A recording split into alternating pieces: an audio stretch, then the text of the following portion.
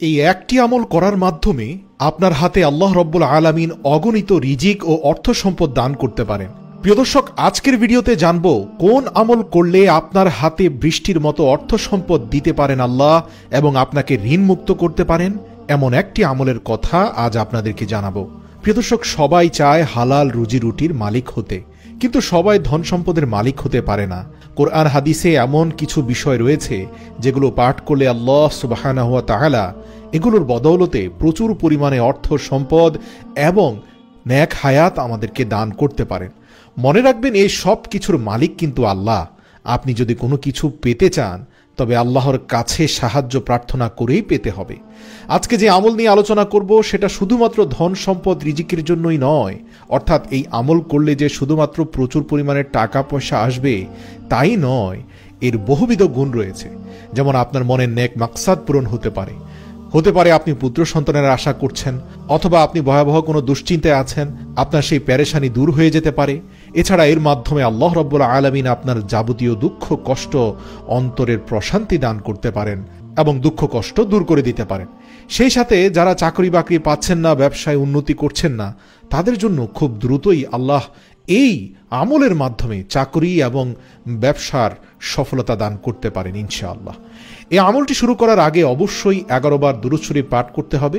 সেই দুরূদ হতে পারে দুরূদে ইব্রাহিম অথবা যে কোনো দুরূদ।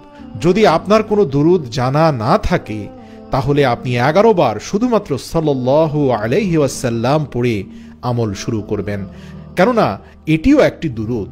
11 বার দুরূদ শরীফ পাঠ করার পর 100 বার আস্তাগফিরুল্লাহ পড়বেন। এর অর্থ, হে আল্লাহ, আমি আপনার কাছে ক্ষমা চাই। প্রিয় দর্শক, আল্লাহ রাসূল বলেছেন, কুল্লুনা খাতাউন ওয়া খায়রুত তাওয়াবুন। আমরা সবাই গুনাহগার, ক্ষতিগ্রস্ত হয়ে আছি, শুধু ওই ব্যক্তি ব্যতীত যে প্রতিনিয়ত ইস্তেগফারের উপরে আছে। মানে সে জানে গুনাহ তো আমাদের পক্ষে ছাড়া সম্ভব নয়, কিন্তু ইস্তেগফার তো ধরে রাখা সম্ভব। তাই ইস্তেগফারের সাথে আপনাকে থাকতে হবে। আপনি আপনার ইচ্ছে মতো একটা ফ্রি সময় নির্ধারণ করে এই আমলটি করতে পারেন। 100 বার ইস্তেগফার করবেন, তার আগে 11 বার দুরূদ শরীফ পাঠ করবেন। সেই সময়টা হতে পারে সকাল ফজরের পর, বিকেল কিংবা দিনের যে কোনো সময়। আপনি তাহাজ্জুদের সময় উঠেও এই আমল করতে পারেন, তবে তাহাজ্জুদের সময় উঠে করতে পারলে কবুল হওয়ার সম্ভাবনা সবচেয়ে বেশি। প্রতিদিন এই আস্তাগফিরুল্লাহ দিল থেকে 100 বার পাঠ করবেন। কিছুটা অশ্রুসিক্ত হওয়ার চেষ্টা করবেন, আল্লাহর কাছে নিজের গুনাহগাতার জন্য লজ্জিত হবেন। এমন নয় যে শুধু পড়েই যাচ্ছেন কিন্তু আপনি আবেগ অনুভূতি দ্বারা এই কথাগুলো বলছেন না, আল্লাহর কাছে নিজেকে সমর্পণ করছেন না। তা না হলে কিন্তু আপনার আমল দ্বারা তেমন কোনো কার্যকারিতা আসবে না। তো যাই হোক, 100 বার আস্তাগফিরুল্লাহ এবং 11 বার দিল থেকে দুরূদ শরীফ পাঠ করবেন। তারপর ইয়া গানিয়্যু ইয়া ওয়াহাবু 11 বার পাঠ করবেন। অবশ্যই আপনাকে এই আমলগুলো করার সময় এর অর্থ অন্তরে অনুভব করতে হবে।